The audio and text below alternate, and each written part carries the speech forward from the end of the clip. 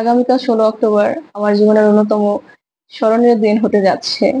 যেহেতু আগামীকাল উচ্চ মাধ্যমিক ফলাফলে প্রকাশ করা হবে। এই ফলাফলের আমি অপেক্ষা করছি সেই ৭ জুলাই থেকে।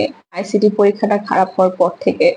প্রতিটা দিন, প্রতিটা ক্ষণ আমি ছটফট করতাম যে কোনভাবে যদি রেজাল্টটা জানতে পারতাম, কোনভাবে যদি রেজাল্টটা দেখতে পারতাম আমার আইসিটিতে কি হইছে। কারণ আল্লাহর রহমতে আমার বাকি সবগুলো সাবজেক্ট খুব ভালো গিয়েছে। সবসময় চিন্তা ছিল, দুশ্চিন্তা ছিল আমার আইসিটিটা নিয়েই। প্রতিটা দিন, প্রতিটা ক্ষণ কত কষ্টে, কত দুশ্চিন্তায় পার করেছি যে আল্লাহ আইসিটিটা কি হবে, কি হবে? এরকম। তো আলহামদুলিল্লাহ অবশেষে তীব্র বেদনাদায়ক অপেক্ষার সমাপ্তি আগামীকাল হতে যাচ্ছে। আগামীকাল অবশেষে পরীক্ষার ফলাফল প্রকাশ করা হবে। সেই ৭ জুলাই থেকে ১৪ অক্টোবর পর্যন্ত আমি একটানা এত পরিমাণ দুশ্চিন্তায় ভুগেছি, এত পরিমাণ কষ্টের মধ্যে গিয়েছি সেটা ভাষাও ব্যর্থ। আলহামদুলিল্লাহ আগামীকাল আমার অপেক্ষা শেষ হতে যাচ্ছে।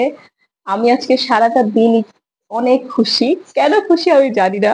কিন্তু আমি খুশি। আমার ভালো লাগতেছে। এতদিন পর এই ১ম আজকে মনে হয় আমি মন খুলে হাসছি। আমার ভিতর থেকে ভালো লাগতেছে। আলহামদুলিল্লাহ দেখা যাক আগামীকাল কি হয়।